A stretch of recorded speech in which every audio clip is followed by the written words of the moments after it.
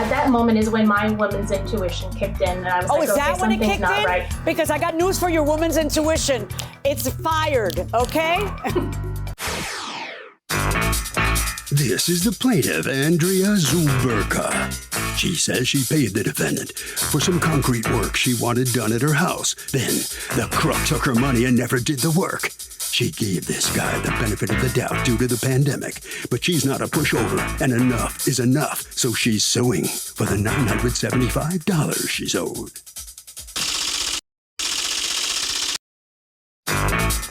This is the defendant, Mike Struble. He says the plaintiff changed the scope of the work she needed midstream and added a septic tank she wanted to fill in. Then she fired him for some unknown reason, but he expended time and effort and ordered materials for her job, so he owes her nothing. He's accused of failing to cement a customer.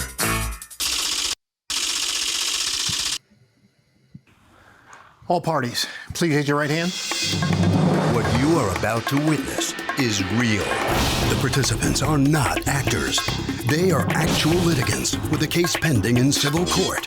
Both parties have agreed to drop their claims and have their cases settled here before Judge Marilyn Milian in our forum, the People's Court. People's Court is now in session. The Honorable Judge Marilyn Milian is presiding. Litigants have been sworn, Your Honor. Thank you, You Douglas. are very welcome. It is good to see you 6 feet away. Glad to have you back home. For you. Thank you, sir. You're very welcome. I'm sorry. Give me a moment. It is so good to see you. Live. To see you live See and in you person. live. Yes. All righty, folks. We're getting there. We're getting there. Ms. Zuberka, you are suing Mr. Struble and his, actually, you're suing his construction company for $975 deposit that you paid him to do some work that he never did. Tell me what happened. In June of last year, the defendant reached out via text regarding concrete work I wanted done. I wanted a slab poured for my garbage cans and a sidewalk installed in the back. He came out on June 30th, did the site visit. On August 3rd, he sent me a quote via text for $1,500. On that same day, my dogs found a hole in my yard. So in that moment, I had no idea what this hole was. So a neighbor of mine was outside and I asked him to come and look at it. And he said, it's possible it's my septic tank. And he suggested I call the plumber. So on August 4th, a plumber came out, squirted water in the hole, and it sounded hollow. So he knew there was some kind of metal tank that the water was echoing off of. So maybe it was a prior septic tank that never got removed? It's exactly what it ended up being. Well, at least it's not a sinkhole, because we are talking about Florida. Exactly. And that was my biggest fear, because I was getting ready to install a pool about 2 feet away from this. And I had texted Mike back and I said, look, the concrete might have to wait. I'm not sure if I'm dealing with an abandoned septic tank or my current septic tank. So I told them what was going on. When they confirmed it was an abandoned septic tank, the plumber that was here said all they had to do was cave it in and fill it, and they would do it for $500. So the defendant told me before I make any plans with this plumber to let him know, because he has experience in septic, that he could do the work too. So when I told him they would do it for $500, he said that was a good price and that he would match their price. So I was like, okay, fine. It doesn't make sense to have one company do this and then have you come and do the other work if you can do it all. So he added the $500 to the quote and made it a $2,050 quote. And he wanted a 50% deposit. I mailed him a check on August 6th for $1,025. Okay. On September 15th, a month later, a month and a few days, I reached out and asked for a status update. Because originally when it started as just the concrete work, I wasn't in a hurry. But when I found this septic tank deteriorating in my backyard, my urgency kind of shifted. So on September 15th, you say, hey, what's going on? When had you expected him? So originally on August 3rd, when he quoted me, he said his lead time is 6 to 8 weeks, but he would shoot for a sooner date than that. 6 to 8 weeks? Wow. Mm-hmm. Okay. Right? That's unusual. And that would be fine. That would be fine if it was just the concrete work. But because I had... Okay, so in any event, you wait about 6 weeks and then you ask him what's going on. What does he say? On the 15th, his response was, quote, I'll be close soon, weather has me like. Okay. On September 25th, he texted back, getting closer. Okay. On October 12th, we are now 1 month again from the last time I touched base. 3 months in since the quote, I texted him to let him know that I was going to be out of town November 12th through November 16th. And I didn't know if he needed to be home or not. And he said I wouldn't need to be home. He'd know more that week, but he should be before. So November 18th, Good Lord. I'm back from vacation. Okay. I'm back from vacation. I texted him again, and his response was moving along. He left messages with the vendor to check concrete prices. He should know tomorrow. Other than that, should be real soon. And he thanked me for my patience. Okay. On December 9th. December I texted 9th. again. Okay. Yes, ma'am. I checked in again. His response was that he's getting so close. The price of concrete has come down and he would let me know. At that moment is when my woman's intuition kicked in. And I was like, Is okay, that when it something's kicked not in? right. Because I got news for your woman's intuition. It's fired, okay? August, September, October, November, December, 4 months. And what happens in December? A light bulb So kicks in, and what do? I Googled his name. Oh, that's when you And Googled his name, not before you gave him almost $1,000. Okay, go ahead. I know. And My what? dad said the same thing. I Googled his name and I found not only this business, but 2 other businesses that he did the exact same thing. Reading these reviews, you could have put my name at the bottom and my review would have read exactly the same. That he kept them waiting 4 months to do a little bit of concrete work? All right, let me hear from you, Yes, Mr. Strubble. What on earth is going on with you and Grand Design Construction and the job? Well, I have been way far behind, lots of different parameters, and I'm not going to give anybody a run-of-the-mill excuse. I stayed in contact with her. Yes, the time frame was extremely lengthened. We're talking about 4 months. We're not talking about what was the 4-week delay. We're talking about the 4-month delay. What on earth could be the possible reason? And the lady keeps texting you and texting you, how we do it, how we do it, how we do it. Other than the obvious, which is that you go to the person who complains the most, and you're going to that person because they're mad, so you go to the maddest person. You don't go to the person who's super patient. After 4 months, and the lady wants her money back, why wouldn't you give her money back? Well, I had pre-ordered material, and I'd also placed the machine on hold. Oh, let me see proof of everything you just said.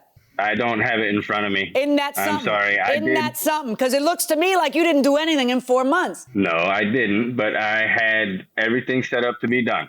Oh. Okay, I call her on Thursday, and I say, hey, I'm coming to your job. Is Thursday okay? She says, yes. And what happens on Thursday? I didn't finish the job prior to hers in time, so I say, can I come Monday? Right. And she says, no, I don't want you coming. You're fired. At some point, there's a straw that breaks the camel's back.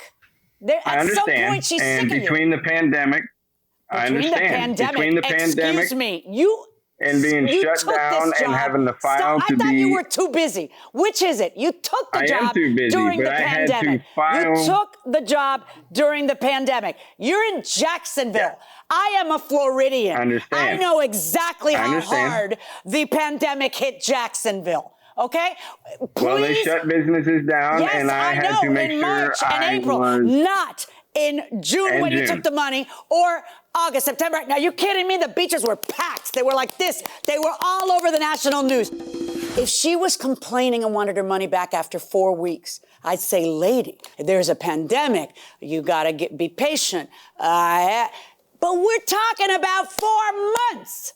4 months. I understand. So what was the reason that you won't return the lady's money? Other than just being procrastinating and not managing my time very well, that's basically what it boils down to. Well, not only that, one of the things that you say is she breached the contract. How did she breach the contract? Well, she fired me the day, like pretty much 2 days before I was going to show up and do the work. And then she never said it was a unused septic tank. She said it was an old septic tank. She told me it was a sinkhole caused from a septic tank, not informing me there is still a septic tank there. If I would have known there was a septic tank there, I am not legally licensed to pull a septic tank. Let's talk about that. Let's talk about that. That's environmental. Yeah. So let's talk about that, because at some point she finally said, give me my money back. You're not even licensed. And you're saying, oh, no, I'm not licensed for that. I thought that there was an empty hole without a septic tank in it. I thought so as well. What is it, a balloon? What is holding the empty hole, creating the empty hole, if not an abandoned septic tank? If I would have seen a septic tank, I would have walked away from it and said, I can't do that. I am not licensed to pull a septic tank. That's environmental. Your Honor. Yeah, give me a second. So here's your text to him. Thank you. I'll let you know what my time frame will be once I know what kind of SH blank blank, no pun intended, I'm in right now. Have a great night. His response is, okay, cool. If the tank is dead, I'll be cheaper than whoever to fill it in. Please let me know what the outcome is before you pull the trigger on this. I've done a good bit of septic. Mr. Strubble, you are going to return this lady's money. You will return her $975. You will also pay her court costs, and you will also pay her statutory prejudgment interest from August 3rd until today. That is what's going to happen. Good luck, folks. Thank you, Your Honor. So, Mr. Struble, you lost this case big time. It was your own words that killed you, really killed you in this case. You understand that? Yes, it seemed to be, but I didn't get really a thorough chance to explain myself, but that's okay. You also have to get your schedule straightened out because you really are not very dependable. Yes, I guess do. you understand that. I am behind. That's it, sir. Like you wouldn't believe. No, I believe you. I believe you for sure. All right, that's it. You lose. Ms. Zaburka, I got to tell you something. You are one very patient lady. You know that. Yes, I do. And it's a shame you didn't do something before. But anyway, you did the right thing. You came to court. Have you learned something from all of this? I have. I don't take referrals from friends. That's for sure. And my patience has now been cut in half. So, fool me once, shame on you. Fool me twice, shame on me. Okay. Well, good for you. Congratulations. You're going to get your money back, your court costs, and maybe some other funds as well. All right. Thank you very much. Good luck to you now. Okay? You're welcome. Okay, Harvey. Lady, very patient, right? So, Doug, this is interesting. It's another pandemic issue that has to be litigated in the courts. The question, exactly how much time can somebody delay a job in the middle of the pandemic? In this case, the judge felt the job could have been done at some point, but these issues are going to be litigated in droves. When an unmarried couple purchases a home together and one leaves the relationship, aren't they both responsible to pay the mortgage? Well, the people responsible to pay the mortgage are the people on the mortgage. So that's the bottom line. Right. That's the bottom line. So, in fact, the mortgage may have really nothing at all to do with the title. It's like the bank just wants to know, are we going to get paid, and who do we go after? We're putting a lien on that house, and that's the collateral for our loan, and who's paying that mortgage is whoever agreed to pay the mortgage. Right. But it's always, it's a mess. It's just like a divorce because you have to distribute the assets, and so you have to figure out. Sometimes somebody might have the house, it might be his house, and then they started living together for the last 10 years. She's been paying the mortgage and beautifying the house. Right. One person might be taking on the lion's share of a lot of stuff. So it's very complicated. It is complicated, but more and more people are doing this. I think something like 15% or more of mortgages that are being lent now by banks are to couples who are unmarried that are buying houses together. If it's to both of them, then they're both going to still have to pay that mortgage. Right. And hopefully they're both on the deed. And then both of them need to then sell the house. And if you need to sell the house, but your partner doesn't, or your ex-partner doesn't, then you have to go to court and force a sale of the joint asset. Right. So, which is fine. It can be done. That's just how it has to be done. It's just a lot of trouble. It is. It's a lot of trouble, but so's marriage. It can be. This is the plaintiff, Destiny Tunstill. She says the defendant, her on-again, off-again ex-girlfriend, owes her for an iPhone XS she smashed in a fit of anger. She also owes her for phone service and a tablet she paid for. And she's here seeking the $1,107.47 she surely owed.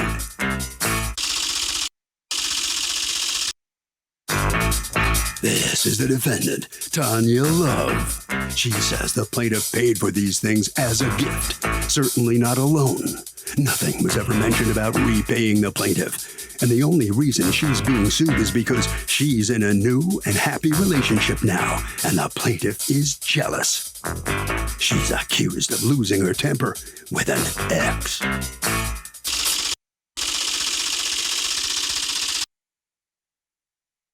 All parties, please raise your right hands. Thank you, Douglas. You're welcome.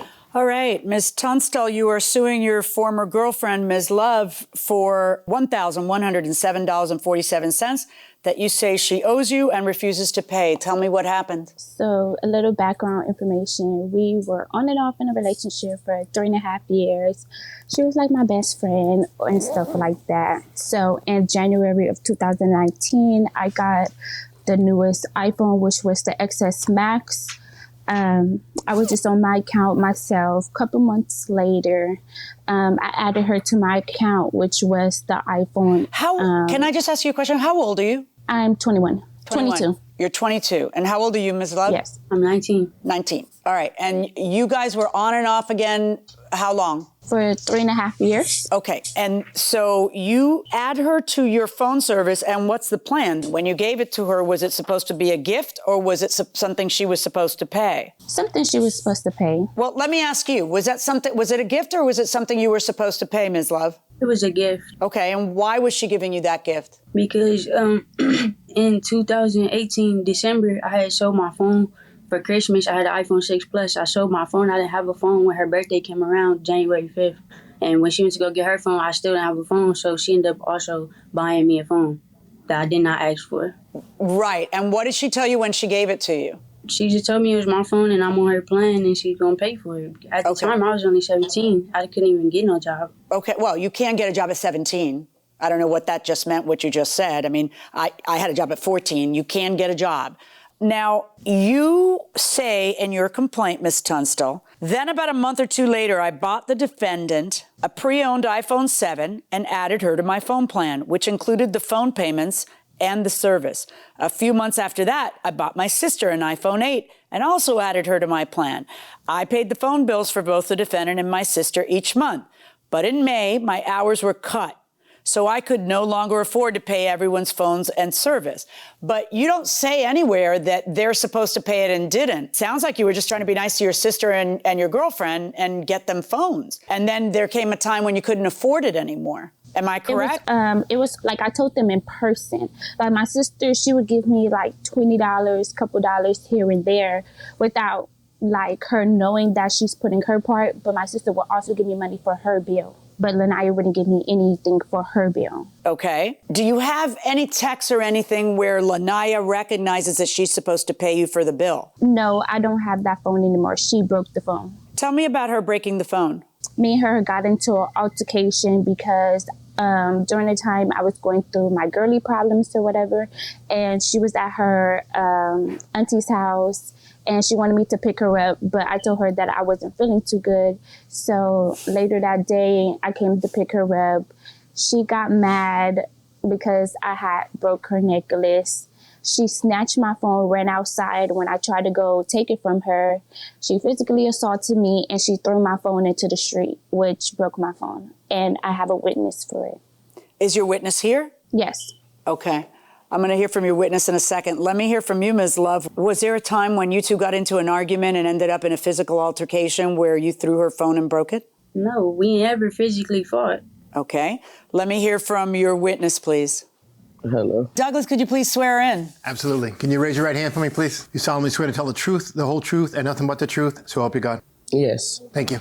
Okay. What is your relationship to them?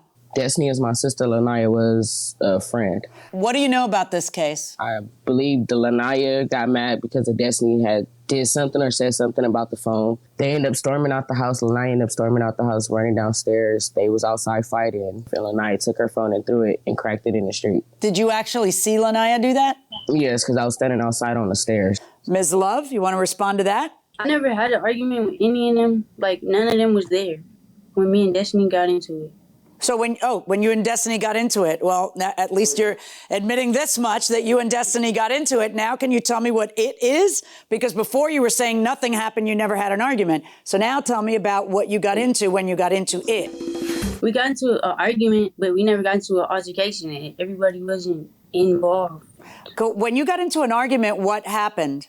Nothing. I just left her whole house. Did you throw her phone down like her sister is saying she saw you do? No, I didn't. All right. Now, we know that the phone is, in fact, cracked in the front and the back, which isn't like, a small thing. I mean, that's more than, I dropped it once. That's like a pretty serious damage there. So she breaks your phone, according to you, and then what happens? Once she broke the phone, I was crying. I was mad.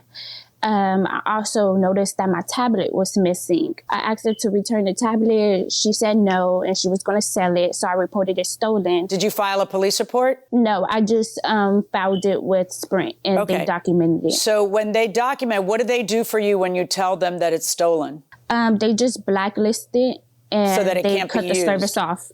Okay, yes. So they cut the service off, and do they make you continue paying for the service, or they don't? I stopped paying the bill after June. And then, but did they continue to bill you? Yes. Okay. I see a series of Instagram texts where you ask her to pay off the bill. She says, no, why not? I don't even got that phone anymore. I don't think you're seeing each other at this point anymore. No. I'm still paying for the blank that was your phone, so it's your responsibility. Doesn't matter. Report it stolen like you did the rest. Let me know if they say they'll give me a new phone. I'll pay for it. If not, nope. Does she ever admit to owing you the money?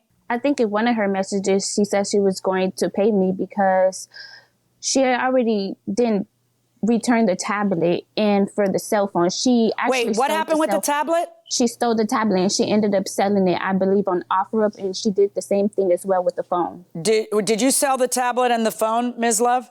No, that phone ended up breaking, and so did the tablet. Breaking how? Just by dropping them. And then what did you do with them? Nothing. I just threw them away. And how do you know that she sold it on OfferUp? Because that's usually what she does. She's known for selling stuff on OfferUp. No, I'm sorry, but were you just making that up, or did you see it on OfferUp? You have no idea what she did. She could still be using them. I tried searching on OfferUp, but I know that's what she do with her. Right, but how do you know she sold it? Maybe she's using it. Like you just testified under oath. Oh, she sold it on OfferUp. Where did you get that? You're saying you're just guessing? Ms. Love, I'm going to order you to pay the $274.87, which is the remaining balance of the iPhone XS, which I believe that you did break during an argument. I'm not going to order you to pay punitive damages. I am looking at the last two remaining things that are being sued for. One of them is the final amount due for Ms. Love's phone and service, and the rest of it is the final amount due for the Samsung tablet. And I am having a hard time looking at a complaint that says, I added her to my phone plan and I'm paying hers and my sister's stuff. It doesn't say they're supposed to pay me. They're going to pay me back when they can. That doesn't say any of that. It's just you love them both and you were paying their bills until the day came in May when you couldn't. And then you told everybody, okay, party's over. Now you guys got to pay. And then your sister didn't pay much and Ms. Love didn't pay any. But a gift, you can't turn a gift into something else just by willing it. I suppose your theory on this is, okay, but I said give me my gift back, and when you didn't, it is now stolen. That's not much of a theory. It's either a gift or it isn't a gift. I find insufficient evidence to suggest that there is a debt owed for the phone or the tablet, but I do find that there is sufficient evidence regarding the damage of the phone for the $274.87. I am not finding punitive damages. My verdict on the plaintiff's lawsuit against the defendant is $274.87. Good luck, ladies. Thank you. So in these competing lawsuits, only the plaintiff prevails, but just for $274, not the more than $1,100 she was asking for. Ms. Love, let me have a sidebar with you. What do you think about the outcome of the case? I'm cool with that, I guess. Okay, you'll go with that. You have no choice. The judge says you have to.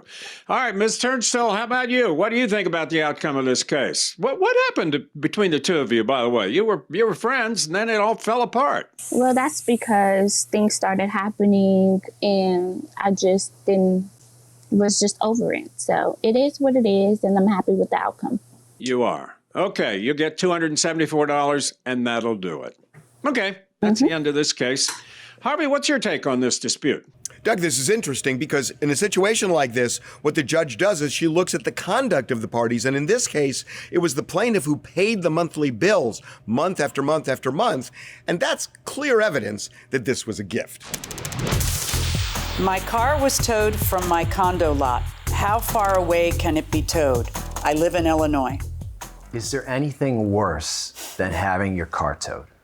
I mean, you're coming out of someplace, you're getting to your car, you're gonna have to go home or go to work or go somewhere important enough to get in your car. Get somebody to pick you up. Right, it's not there. Now you got to get a ride to the tow lot. The fees are astronomical. Yeah, you get there, it's a fence, there's razor wire on top of the fence. They're You never get inside, friendly. there's a little building, there's angry dogs pacing around inside.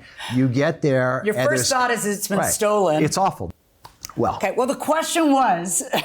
Oh, yeah. Oh, yeah. How far can they tow your car? This particular viewer was reaching out from Illinois, from a county in Illinois where it looks like it's probably governed by the Illinois Commerce Commission rule that says 10 miles for incorporated areas, 15 miles for unincorporated areas, and that's air miles. That's not like, winding roads. That's as the crow flies. So that's a rule of thumb. He'd have to check and see if there's a county rule or And I presume that every city has a different rule, and you just have to check your city. It's a patchwork of rules across the country by jurisdiction, from cities to counties to states, and some of them are more consumer friendly and more tow truck friendly. It just varies. Yeah. These are the plaintiffs, Chelsea and Kimberly. Chelsea says the defendant scammed them on some Pokemon cards he sold them. That's right. He advertised certain cards, but when they received them, the guy exchanged those expensive cards with ones that weren't worth anything. They're suing this con man for the $400 he stole from them.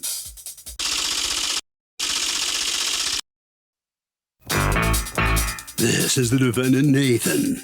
He says he denies a bait and switch and sold the plaintiffs exactly the cards he advertised. These people have been harassing him on social media. They're even bothering his wife on Facebook. And if anyone's owed money today, it's him.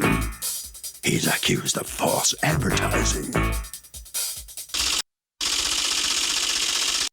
The defendant has filed a countersuit for $1,000 for harassment. All parties, please raise your right hands. Thank you, Douglas. Okay, Ms. Chelsea and Ms. Kimberly. Mother and daughter? Okay. You're suing Mr. Nathan because according to you, he pulled a bait and switch on some Pokemon cards. He has a counterclaim against you for harassment. Tell me what happened. Well, first of all, I just wanted to back up and say we've been collecting Pokemon cards since about the year 2000, just treasure hunting, having some fun with the kids when they were real little. And we just sort of continued to do that. And so a couple of weeks ago on OfferUp, which is an app, we met Nathan and began chatting over the OfferUp about some Pokemon cards that he had.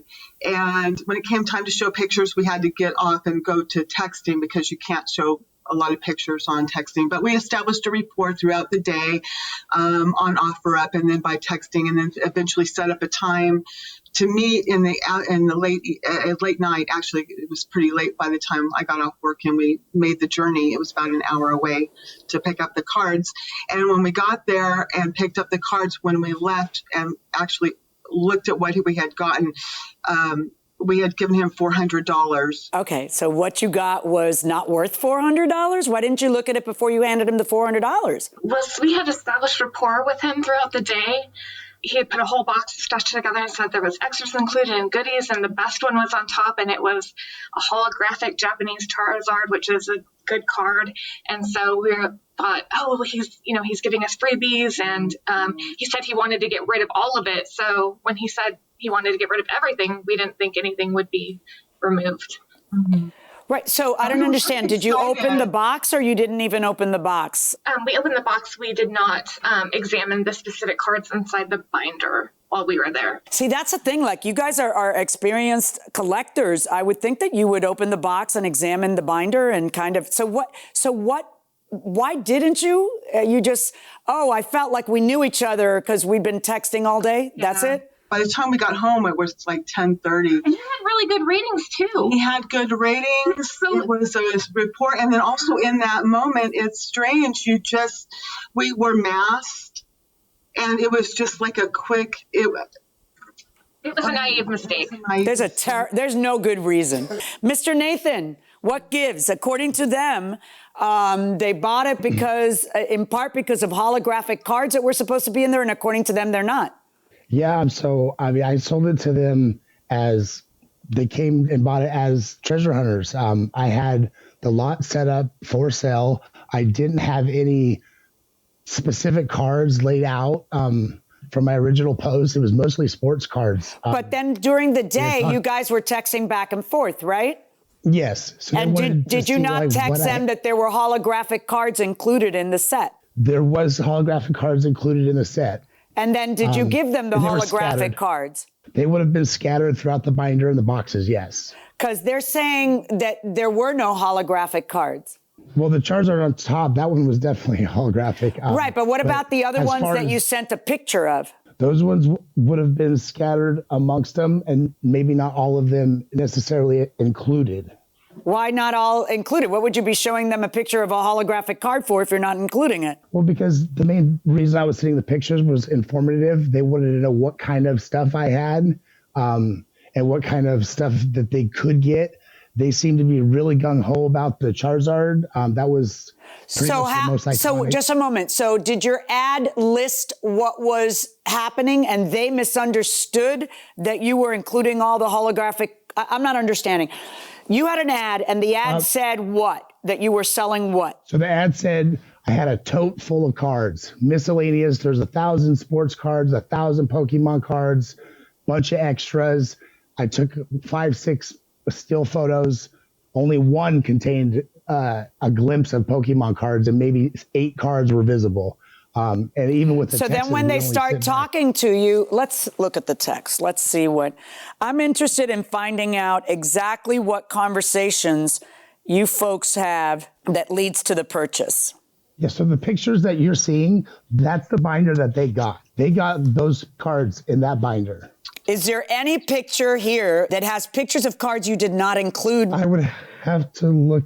Yeah, I'd like you to look at them because we're in court and this is kind of important. It's what you're being sued for. So, Chelsea, did all these cards come? No, and you can see some of them are shiny and reflective. Okay, so this is the second picture that you sent them, and according to them, this is not in the binder. Did you pull out the holographic ones before you gave them the box, no, Mr. Nathan? No. Then did you, okay, so let's ask it a different way. Were these that are in this picture included in the binder? Yes, ma'am. So you're saying these were in the box?